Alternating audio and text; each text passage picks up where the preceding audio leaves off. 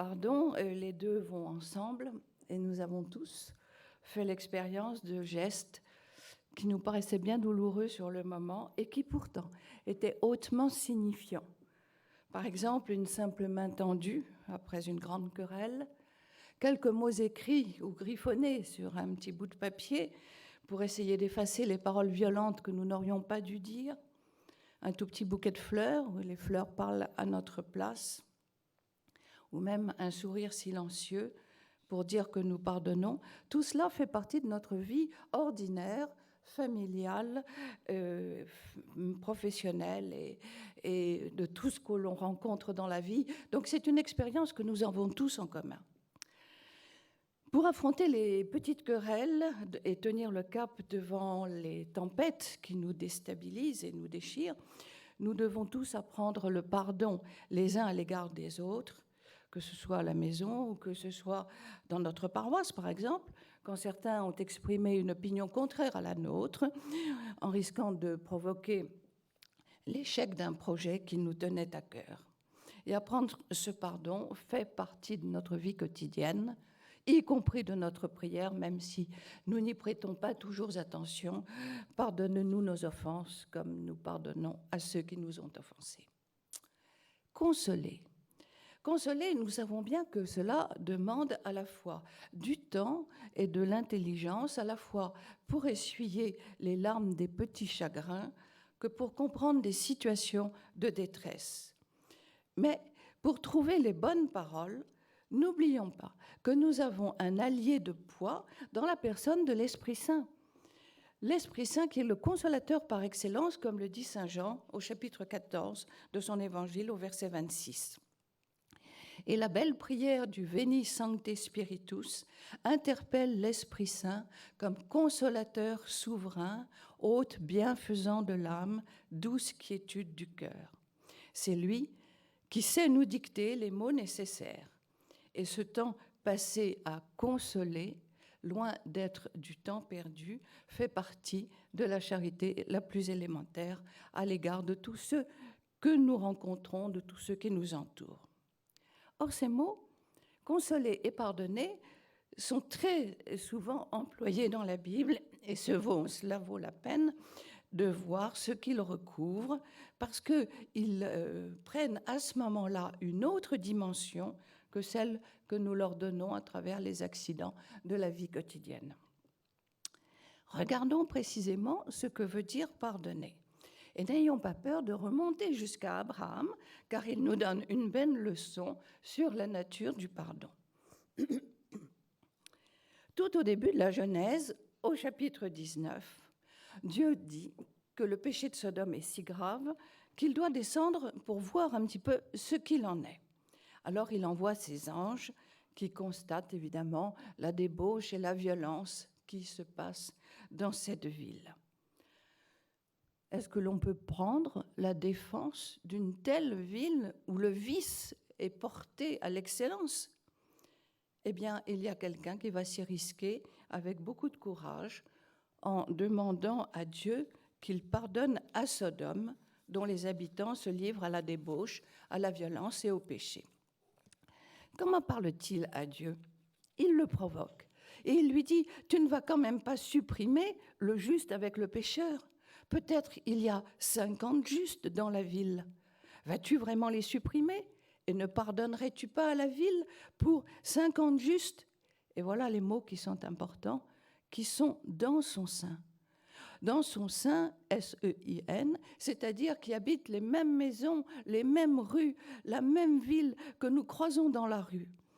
Et autrement dit, ce serait la suprême injustice que le juste soit compté parmi les pécheurs et qu'à ce titre, ils subissent un châtiment collectif réservé à ceux qui se livrent à la débauche.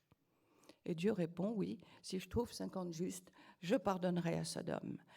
Et la conversation continue, Abraham marchande. Mais transposons en notre temps et là où nous sommes. Oui, il y a comme à Sodome débauche et violence, mais une petite poignée de fidèles qui prient, qui jeûnent, peuvent demander pardon à Dieu pour sauver les autres. C'est cela la mission de l'Église. Et cette requête d'Abraham auprès de Dieu nous aide à comprendre ce que veut dire pardonner. Abraham n'invoque pas une justice distributive, comme celle que nous concevons normalement. Il a péché, donc il doit être puni. En demandant à Dieu de libérer les pécheurs, à cause des fidèles justes et saints qui vivent à côté d'eux, il nous fait entrer dans une forme de pardon qui transforme le pécheur, qui le convertit et le sauve. Libérer les méchants de leurs fautes par la prière des justes, c'est cela le véritable pardon qui rachète ceux qui étaient perdus. Parce que seul le pardon interrompt la spirale infernale du péché. Pardonner, c'est libérer du mal qui nous habite. Pardonner, c'est donc guérir. Et cela, nous ne pouvons pas le faire nous-mêmes. C'est en vivant avec Jésus, en union à la passion du Christ, que nous participons à ce pardon. C'est pourquoi nous sommes concernés par ce pardon qui contribue à la rédemption du monde, à la guérison, à la transformation du monde. Et pour cela, maintenant, regardons comment agit Jésus. Que fait-il quand il guérit? Il pardonne. Il restitue la personne qui est blessée, qui est malade, dans son intégrité première, ce qui est une forme de résurrection. Par exemple, c'est bien ce qu'il fait, vous savez, pour le paralysé, qu'on lui amène en enlevant les tuiles du toit et qu'on descend devant lui. Et dans l'évangile de Marc, par exemple, au chapitre 2 et au verset 5, et à ce moment-là, il dit en premier, « Tes péchés sont pardonnés ». Et en second, « Lève-toi, prends ta civière et marche ».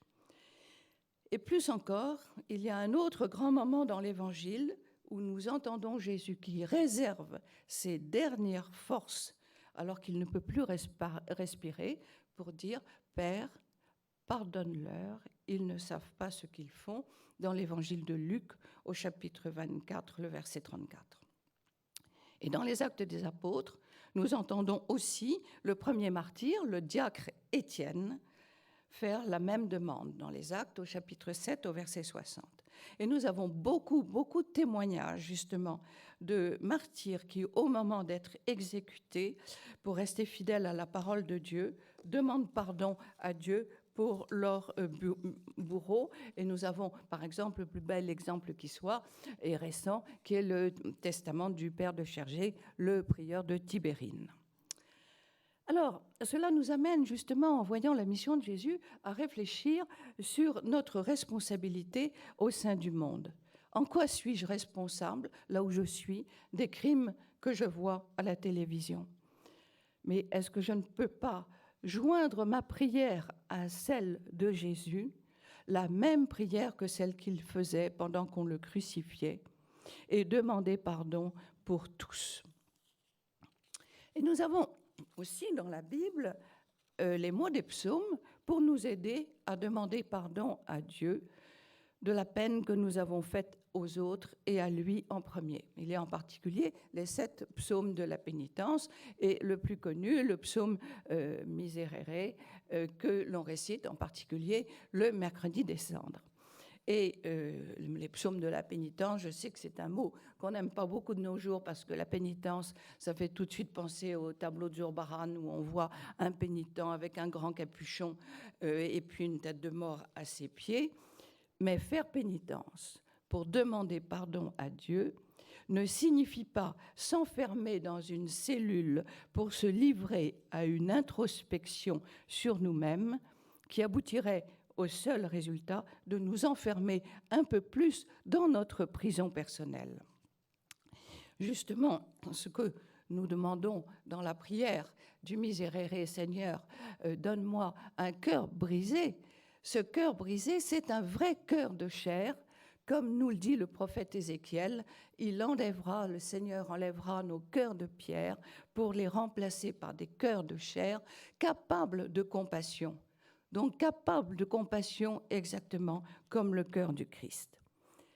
Il y a aussi un autre très beau psaume de la pénitence, le psaume 143, qui explique très bien le mal dont nous fait souffrir notre péché et dont seul Dieu peut nous délivrer. C'est d'abord reconnaître notre mal-être, notre mal de vivre, pour dire avec le psalmiste, voilà, je suis à bout de souffle, en moi le souffle s'éteint. Alors Seigneur, je tends les mains vers toi, me voici devant toi comme une terre assoiffée. Et demander pardon à Dieu, c'est l'appeler au secours, lui demander qu'il écoute notre prière, et comme les psaumes ont un vocabulaire très concret, très charnel, que le Seigneur tende son oreille vers nous, une manière de dire que lui, oui, il est celui qui écoute vraiment.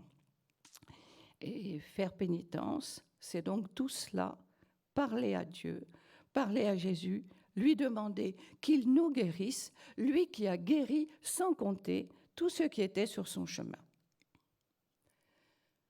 Combien de fois faut-il pardonner ?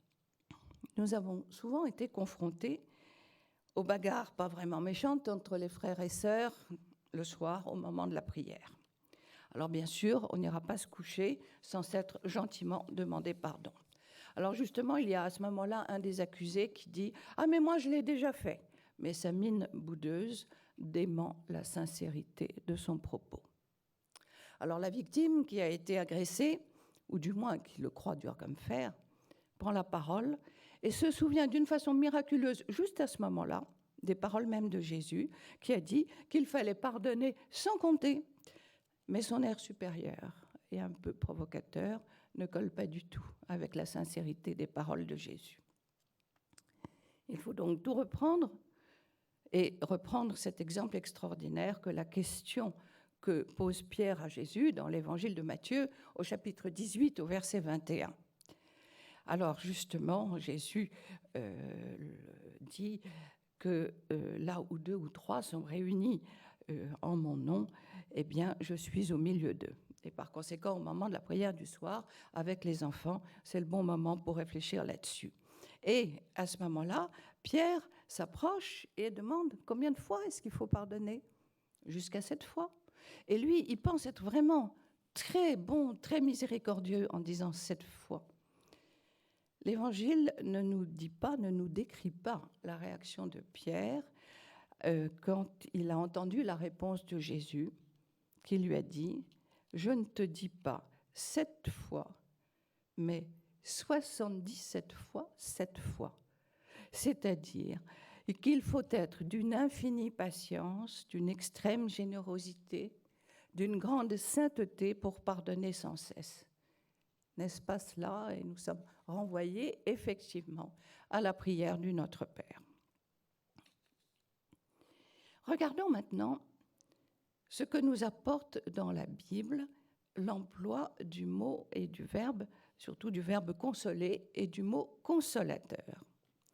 Il se trouve que ce mot, en hébreu, signifie éprouver de la compassion, de la tendresse, de la miséricorde. Et justement, ce mot fait allusion aux qualités du Messie. Or, il se trouve que ce mot en hébreu porte dans ses lettres l'écho du Messie, du nom du Messie, qui portera sur lui les blessures des uns et des autres. Prononcer ce mot en hébreu et donc sa traduction en français, c'est entrer dans la mission du Messie, c'est-à-dire du Christ. Lui seul sera capable de consoler, comme nous le dit à de nombreuses reprises le prophète Isaïe. Dieu va venir consoler son peuple, guérir Jérusalem, pécheresse et infidèle, alors que cette Jérusalem, elle trouvait beaucoup plus rassurant de se livrer au culte des idoles, les idoles qu'on peut toucher, qu'on peut palper, qu'on peut embrasser. Mais elles ont une bouche, elles ne parlent pas, elles ont des yeux, elles ne voient pas, et elles ont des mains, elles ne saisissent pas, comme nous le dit le psaume 115. Et par conséquent, la belle prière du prophète Isaïe commence « Consolez, consolez mon peuple, parlez au cœur de Jérusalem et proclamez que son service est accompli, que son crime est pardonné. » Et par conséquent, nous avons ensuite toutes ces paroles extraordinaires, justement, toujours chez le prophète Isaïe, qui montrent que ce peuple exilé qui a péché, qui a été infidèle, eh bien, sera pardonné et reconstruit. Reconstruit. Voilà le grand mot. Reconstruit. Car une personne qui a été blessée, nous savons tous qu'il faut la reconstruire. Et nous savons bien que nous sommes touchés de plein fouet de nos jours par les blessures que les enfants éprouvent lors du divorce de leurs parents. Et par conséquent, si nous nous reportons aux paroles du prophète Isaïe, eh bien, nous avons cette image de la responsabilité de reconstruire cette Jérusalem. Mais sous la figure de Jérusalem, nous pouvons mettre effectivement tous les blessés que nous rencontrons. Et cette consolation qui est annoncée à Jérusalem juste au début de l'Avent, eh bien, c'est la promesse d'un berger qui fait paître son troupeau, qui de son bras rassemble les agneaux, qui les porte sur son cœur et qui prend soin des brebis qui allaitent leurs petits. Dans Isaïe, au chapitre 40, les versets 11 et suivants. Et je trouve qu'il y a une très belle image ici qui correspond à notre vocation familiale en tant que père, mère, grand-père ou grand-mère, qui est rassembler les agneaux, les enfants fragiles, les porter sur notre cœur et prendre soin des brebis qui allaitent leurs petits, c'est-à-dire des parents. Dans Isaïe, au chapitre 40, le verset 11. Donc, consoler, dans la perspective du prophète Isaïe, c'est reconstruire. Consoler ne consiste pas seulement à essuyer des larmes et dire des bonnes paroles, mais c'est faire ce que le Christ fait et c'est accepter dans toutes les circonstances, même les plus douloureuses, de faire nôtres les paroles du Christ. Père, pardonne-leur, ils ne savent pas ce qu'ils font. Et on touche du doigt la réalité qui touche la famille, parce que seul le Christ peut transfigurer notre pauvre amour humain, bâti sur trop de discorde, en un amour divin où les gestes deviendront des témoignages de consolation. Consoler et pardonner, ces deux mots sont les fondements du sacrement de mariage qui dure toute la vie. Or, ces mots-là ont à l'heure actuelle une résonance bien concrète. Nous avons tous fait l'expérience de jeunes couples qui, après quelques années de mariage, commencent à se disputer, à se déchirer. Et il est très difficile de ne pas prendre parti. Pardonner pour eux. Calmer le jeu au maximum. Tout faire pour que les enfants puissent garder des liens aussi équilibrés que possible avec leur père et avec leur mère, quelles que soient les erreurs, les fautes, les infidélités des uns ou des autres. C'est cela notre œuvre de consolation, et nous savons bien que cette exigence-là nous dépasse. Et pour l'accomplir, il nous faut toute la force de l'Esprit Saint. Devenir comme le Christ, le berger qui porte sur son cœur les agneaux, c'est accepter d'accueillir et d'aider à la reconstruction de familles qui ont été déchirées par le divorce. La consolation à laquelle nous sommes confrontés prend alors le visage d'enfants déchirés et ballottés, ici ou là, en fonction des décisions du juge concernant la garde alternée. Et ici, le rôle des grands-parents est absolument indispensable. Consoler et pardonner au sein de familles qui se déchirent, c'est là notre première mission. Et nous avons tous entendu, à propos du synode, cette difficulté majeure à laquelle l'Église est confrontée de ces familles dites recomposées. Et par conséquent, nous voyons bien que ce n'est qu'en communion avec le Christ, en vivant en union avec sa passion, que nous sommes capables de dépasser nos rancœurs, devant les injustices, devant la mauvaise foi, devant les mensonges.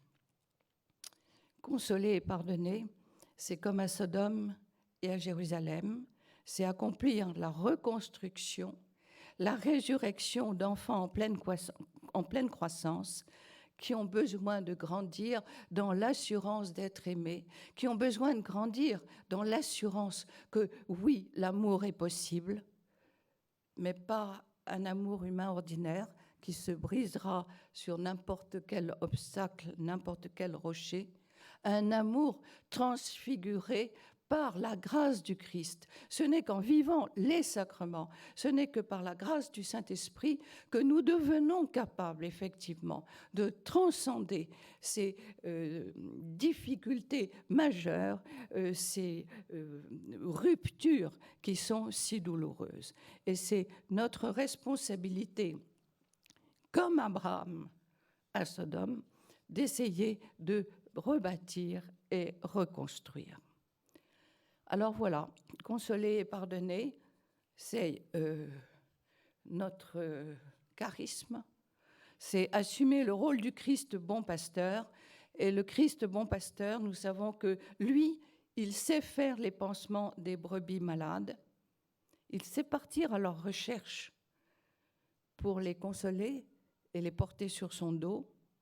Alors avec lui, nous allons la vivre, cette année de la miséricorde, en pardonnant et en consolant, et nous établirons, grâce au Saint-Esprit, la joie dans les familles. Je vous remercie.